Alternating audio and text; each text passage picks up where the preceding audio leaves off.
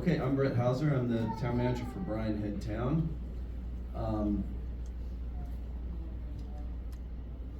Yeah, I've done this a few years. I'm not sure that any of the presentations I've given before fall into the class of hilarious.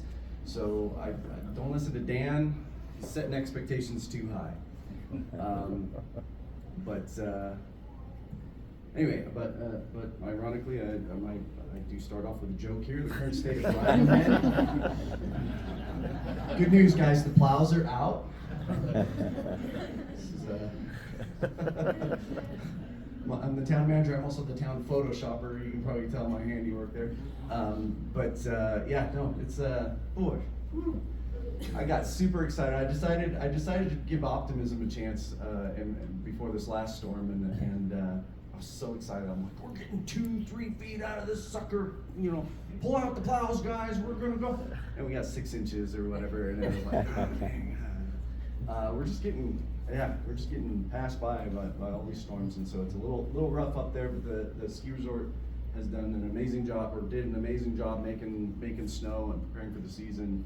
And they had somehow, through a miracle, they had, I think, all of the ski lifts open before Christmas, and so somehow our numbers still doing pretty well in Bryan Head. So I used to work at Park City in a previous life that I don't usually talk about, but one of the things that people would talk about there is they say, well, our economy depends on whether or not it snows.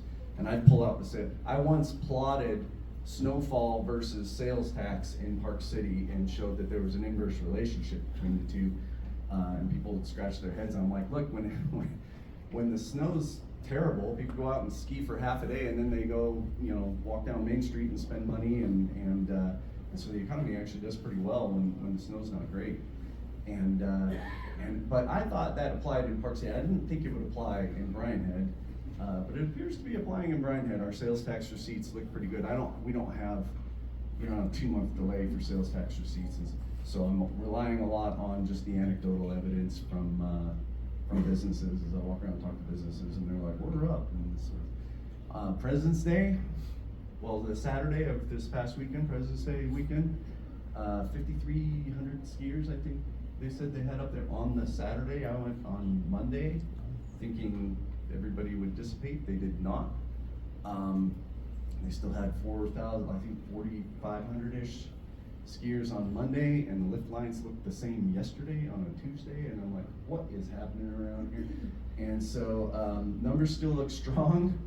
I am a pessimist at heart, and so I expect it to get a little rough here when just because of the weather, people are gonna pull out their mountain bikes pretty soon and put their skis away, and I'm hoping we can handle that in late February and March. But I don't know, maybe I'll be proven wrong again, and I like being proven wrong sometimes. And maybe it'll continue through the rest of the ski season looking strong. So that's the current state of things. Kind of drawn back to sort of the long-term view in Bryan Head. We had this vision that we created for the community, I don't know, a dozen years ago or so. And it's written up there. Bryan Head's Rusty Mountain Village is diverse recreation, complementary commercial opportunities where people and nature coexist. Everybody get that? It's on the test.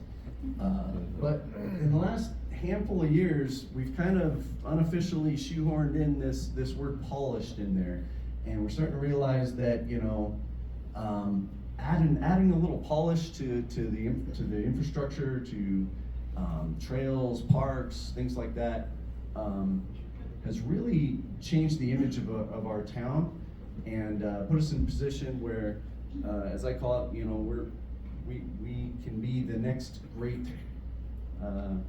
Western ski town, and that's sort of our identity right now. Is we're the next, we're an up and coming ski town. People are recognizing that, and they're responding accordingly. Okay, this is what I call the Instagram test. This is what we're trying to avoid. And by the way, so it used to be when I created a Google News alert when I first got to this job. let's say about 10 years ago, I created a Google News alert, and where they just send all the news articles about Brian Head to right straight to my email. And I was getting a lot of articles about the lead singer of Korn, whose name is Brian Head. And he was much more popular than Brian Head, the ski town. I mean, it was like a 3-to-1 ratio, you know, the lead singer of Korn to our town, and that's reversed now, so that's good news, right? Like that's, I don't know, that's probably not sophisticated data, but anyway, so you know, we're trying to avoid this. This is a jab at Park City. That was Park City's lift lines during their what was that? Strike. Thank you. Anyway, this is, you know, just different things on here. I shouldn't have tapped that. Sorry. We got, you know, this was our old playground, and this is, you know, I used to get texts from our mayor, like, oh, I don't know, every 3 days, you know, he would find some dumpster in town overflowing and send me a picture of it, and like, you know, it's kind of like, hey, go take care of this. Somebody told me, I can't remember, somebody told me this morning that the Cedar City Hospital is just making gobs of money off of Brian Head this year. It's a little, the conditions are a little rough up there. If you do go skiing, be very careful. Wear your rain bucket, and you know, because we're getting life flights like every day up there. It's ridiculous, and traffic problems. And this is how we used to plow the roads, and this is what construction looks like in Brian Head a lot of times. And so we're trying to get away from this and trying to get more to this. And we're having some success with that. And this is more of that kind of polished look. These are, you know, just little amenities we've been putting around our pond to make that nice and pave a trail around it. The ski resort, the new ownership of the ski resort is really putting a lot of polish on the experience there, the runs and all that. We're starting to get more sophisticated contractors coming in that can actually do construction without destroying everything, and that's good. Park, again, you know, we've delved into public art, and I just want to touch on that real quick, just on some of the stuff that I was saying. You know, as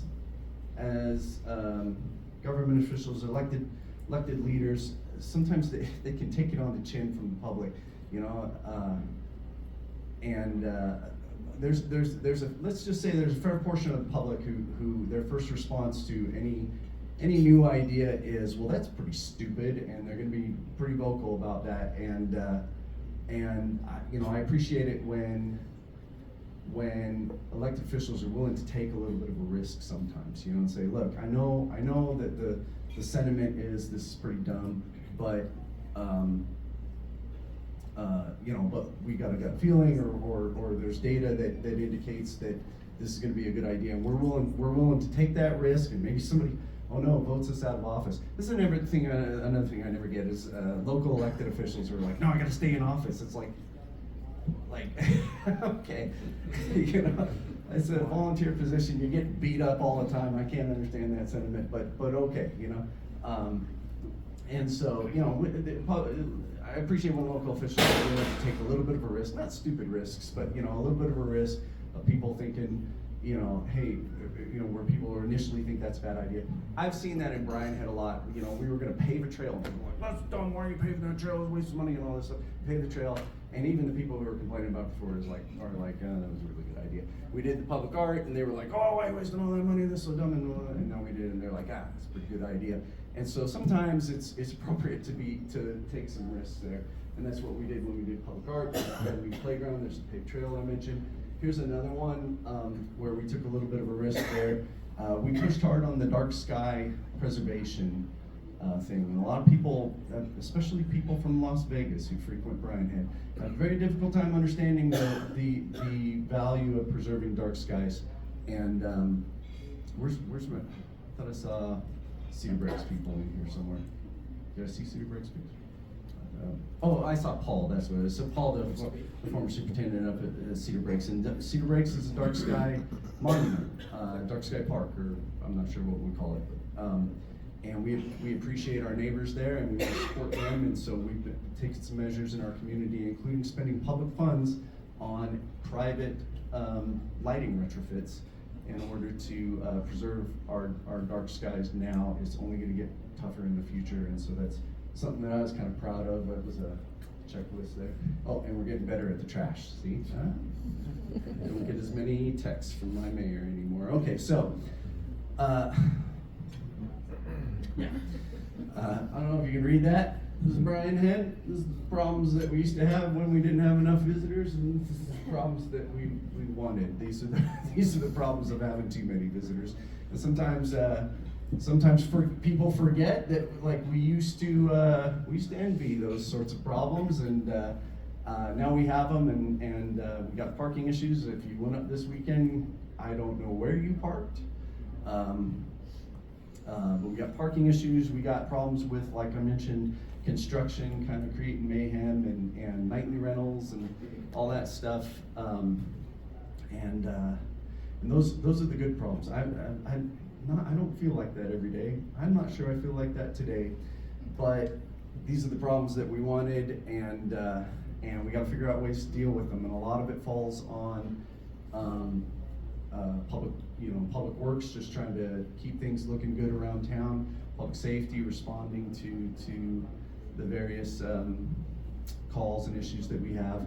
We're trying to add, that just requires manpower, right? And so a big problem that we have is kind of shifting from, hey, we're going to build all the things that are going to attract all the people, to kind of shifting to sort of a maintenance phase, and having enough people on staff, and not hiring too many too quickly where you can't sustain it. And so we're just kind of in that transition period of switching to maintenance and staffing and things of that nature, and that's presenting a little bit of a challenge, and I'm sure most of you can relate to that and appreciate that. All right, so how are we doing with it though? These are my favorite little tandem slides here. We started doing a resident satisfaction survey in 2021, and we've updated it each year, and this is what it looks like now. And I just like going I like going back and forth between those two, because yay, we used to have people that were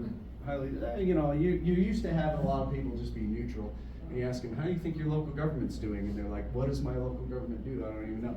And so they're just like, I'm neutral, I guess, And so you're used to having that right in the middle. But we're actually getting more and more people in the satisfied and highly satisfied category. I think we're probably down to a minimum here. Like, I just don't know that you're ever going to get these people, to join one of these camps. You get them to neutral, you're doing really good. So people seem to be appreciating how we are responding, or how we're kind of managing the growth, and how we're just the polish that we're putting on the town, and that sort of thing. So hopefully that means we're handling our new problems relatively well. This is a graph of the skier visits, kind of generally over time. I think I might have neglected to update the last year or two, but you get the general gist of it. And then the ski resort announced last year. Let's see if I can do that. Hey, look, that worked. Ski resort announced last year that their ultimate goal is to get to 1 million skier visits. I don't know if you can. If you're not in that world, maybe you don't appreciate that number. I see Maria grimacing over there like, maybe. We've got a lot of work to do to get there, a lot of infrastructure to deal with, so again, we're right around 300,000 skier visits right now. When I got here a dozen years ago, we were at 115,000 skier visits, and the resort owner at that time had a goal of 250,000 skier visits. And we all said, you're nuts. Like, this town can't handle 250,000. Yeah, we're at 300 now, and, we're losing our minds. But, and so when they say 1 million, we're all like, you're nuts. But I don't know, we've been nuts before. So, maybe we can handle it. But I do think in this case, we're gonna need quite a bit of infrastructure development, dealing with things that are kind of outside the control of the town, like the Canyon Road, and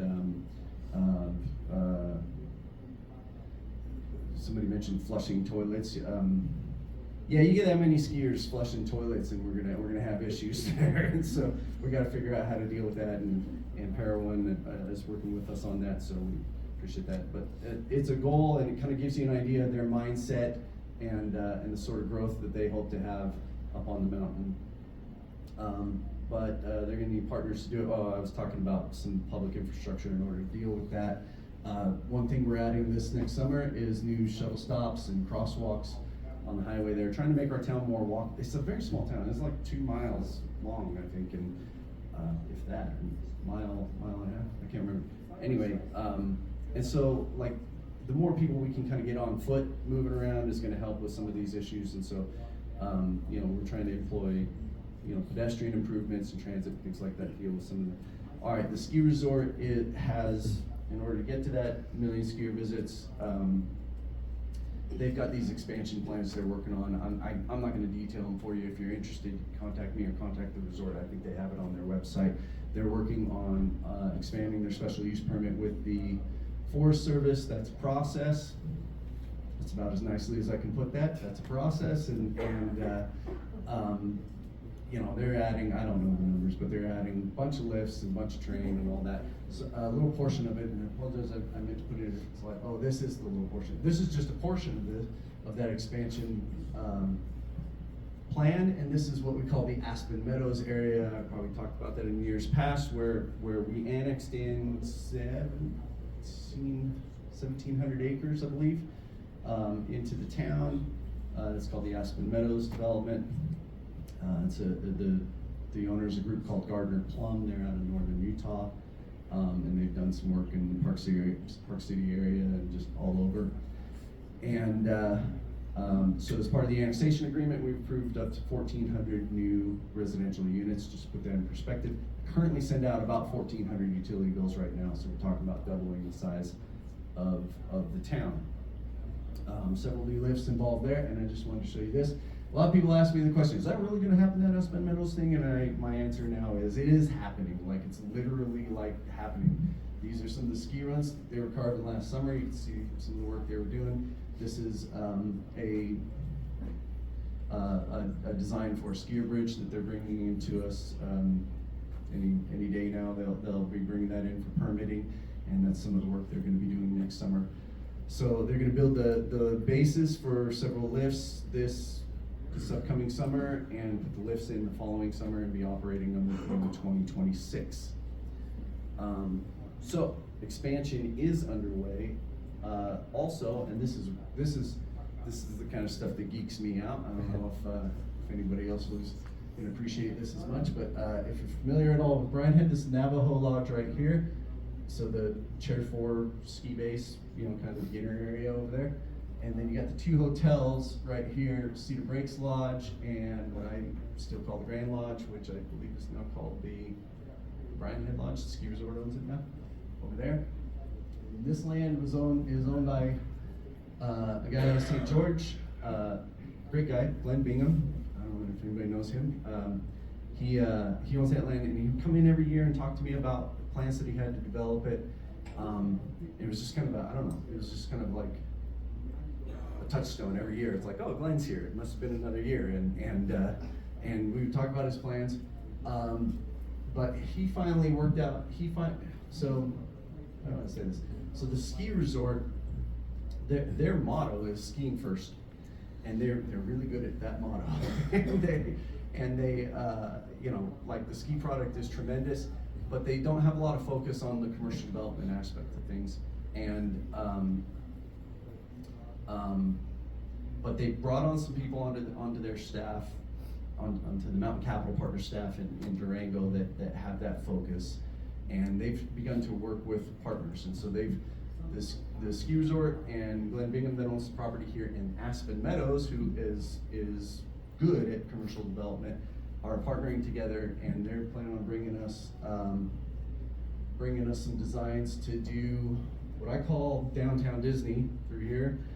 They don't have a name for it yet, so we're going to use my name, Downtown Disney. And if anybody's familiar with that, you get the Disneyland Hotel at one end and the entrance to Disneyland Park at the other, and they force you to walk through a bunch of commercial and shopping and dining in between.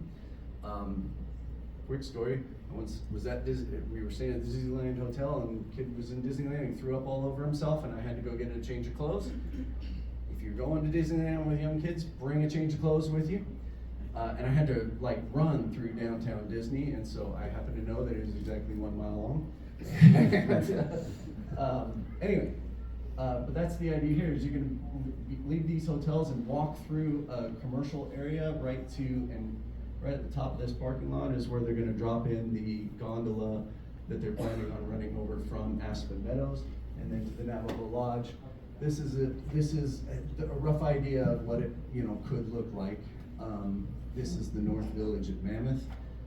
Again, you're gonna have some condo product up top, but shopping and dining down below, and just sort of a pedestrian-oriented thing. So very excited about that. That is the kind of development that Brian Head has been lacking, and that's the kind of development that can take us from, say, 300,000 skier visits up to 400,000 or 500,000 skier visits, and then we'll need more to eventually get to that goal. All right, so in conclusion, as Kurt said, Brian Head, we're kind of going from blues to blacks, probably out over our skis a little bit, and it could get ugly, but it could also be totally awesome. Any questions? Thank you very much.